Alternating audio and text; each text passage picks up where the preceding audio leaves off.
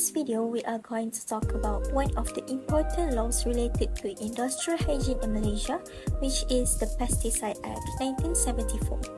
Pesticides are widely used in many sectors such as agriculture, plantation, pest control service, and even in household. Although pesticides are effective in controlling pests, improper handling and exposure can cause serious health effects such as poisoning, skin irritation, respiratory problem, and even long-term disease. The Pesticide Act 1974 was introduced to regulate the importation, manufacturing, sale, and use of the pesticide in Malaysia. This act aims to protect workers, the public, and the environment from the harmful effect of pesticides. Under this act, all pesticides will be registered, properly labeled, and handled according to safety guidelines. By enforcing this law, the government ensures that pesticide exposure is controlled and public health is protected. In this presentation, we will focus on how the Pesticide Act 1974 plays an important role in maintaining occupational health and safety, especially for workers who are frequently exposed to the pesticide. Hi, my name is Maya. Now I will briefly explain how the Pesticide Act 1974 protect the community in Malaysia. Firstly, the Act control quality and safety of pesticides. All pesticides must be registered with the Pesticide Board before entering Malaysia. This ensures that toxic bans or counterfeit pesticides do not reach the market, protecting both consumers and the worker. Secondly, it mandates proper labeling and hazard information. Label must clearly state the active ingredient, hazard classification, safety prescription, and first aid instructions. This helps workers and the public understand the risk and aligns with the OSHA's requirement for the hazard communications. Thirdly, the Act requires listening for sellers and applicators. Only trained and certified individuals or businesses can sell or apply pesticides, preventing untrained people from handling dangerous chemicals. Fourthly, the Act regulates safe storage and transport. Pesticides must be stored in proper containers in a locked room and away from food and water sources. This reduces accidental poisoning, environmental contamination, and unnecessary exposure. Fifthly, the Act protects agricultural workers by requiring safe handling, proper spraying procedures, and the use of personal protective equipment, supporting those goals of safe working environments. Finally, the Act enforces penalty for misuse or illegal product. Heavy fines and imprisonments are imposed on those selling unregistered pesticides, mislabeling product, improper disposal, or making false claims. This measure helps protect both workers and the general public. Next, we have witnesses of the Pesticides Act 1974. For the first witnesses, the Pesticide Act 1974 state uses penalties that are considered outdated. The maximum fine is only up to Rm50,000 ringgit, which is actually very low for large companies. This makes the punishment not strong enough to stop illegal sales or unsafe pesticide practices. As a result, some businesses may continue violating the law because the cost of the fine is cheaper than following proper safety procedures. For number 2, we have witness is limited enforcement manpower. Malaysia has a very large agriculture sector, but the number of officers under the Pesticide Board is not enough to monitor all regions, especially in rural and plantation areas. Because of these many cases of illegal pesticide usage go unnoticed and enforcement become difficult. Our third witnesses is the issue of illegal and smuggled pesticides. Some pesticides enter Malaysia through borders from Thailand, Indonesia, and the Philippines without registration or safety approval.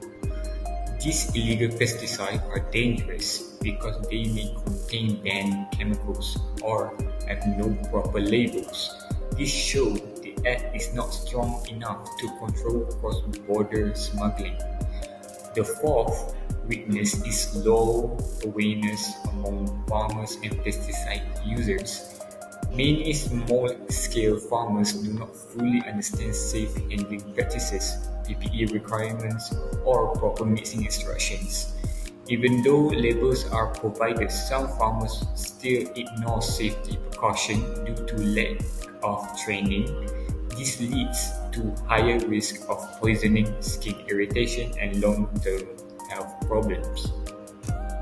Hi, Assalamualaikum. My name is Nelly Patricia binti Norzemi, and I will present about cases workplace that happened under Pesticides Act 1974. So the first case is paraquat poisoning plantation workers. So this first case is about paraquat poisoning among plantation workers under the Pesticides Act 1974. So paraquat is a highly toxic pesticide.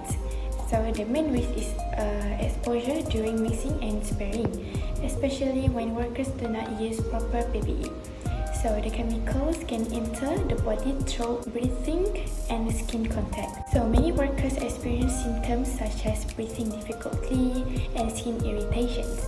Because of these serious health effects, paraquat was banned in Malaysia in 2020. So risk control measures include banning hazardous pesticides, mandatory use of PPE, and proper training of pesticide applicators. So the second case is involved illegal or unregistered pesticide manufacturing. So the key risk is the use of unapproved chemicals with unknown toxicity. So this can be dangerous to workers, users, and the environment. So there were incidents where unlicensed factories were discovered and unregistered products were sold and later seized by authorities. So to counter this risk, pesticides must be registered, manufacturers must be licensed, and enforcement actions are taken against illegal products. So the third case is about smuggled and unregistered pesticides. So the main risks are unknown chemical hazards, lack of safety labels, and misuse by farmers. So some pesticides were smuggled from neighboring countries and sold illegally at cheaper prices before being seized by enforcement agencies. So for risk control measures, it includes stricter border control, public awareness on registered pesticides, and penalties for illegal sale and possessions. That's all from me. In conclusion, the Pesticides Act 1974 is very important in protecting workers, the public, and the environment in Malaysia. Pesticides contain dangerous chemicals that can cause serious health problems if they are not handled properly. This act helps reduce this risk by controlling how pesticides are approved, sold, stored, labeled, and used. Only registered and approved pesticides are allowed, and clear labels help workers understand the danger and how to use pesticides safely. This makes it easier for workers to recognize hazards and protect themselves at work. The Act also requires workers who handle pesticides receive proper training and license. With the right knowledge and skills, workers can use personal protective equipment correctly and follow safe work procedures. This greatly reduces the chance of accidents and chemical exposure in the workplace.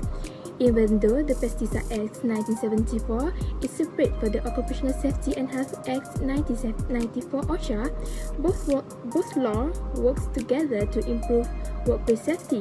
OSHA focuses on general workplace safety, while the Pesticide Act focuses specifically on pesticide hazard. Together, they help to create a safer and healthier working environment.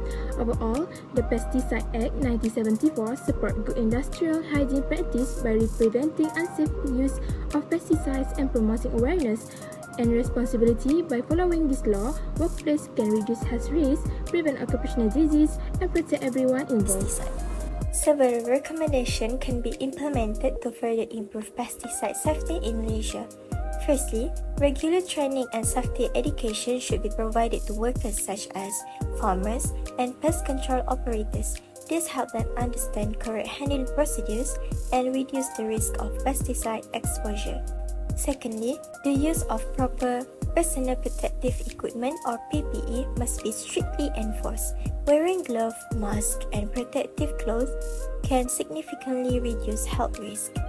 Thirdly, law enforcement and workplace inspection should be strengthened. Authorities should conduct regular monitoring and impose stricter penalties on those who misuse pesticides or violate the law. Next, public awareness campaigns should be increased to educate the community about the dangers of pesticide exposure, especially for vulnerable groups such as children and pregnant women. By implementing these recommendations, the effectiveness of the Pesticide Act 1974 can be improved in protecting workers, the public, and the environment.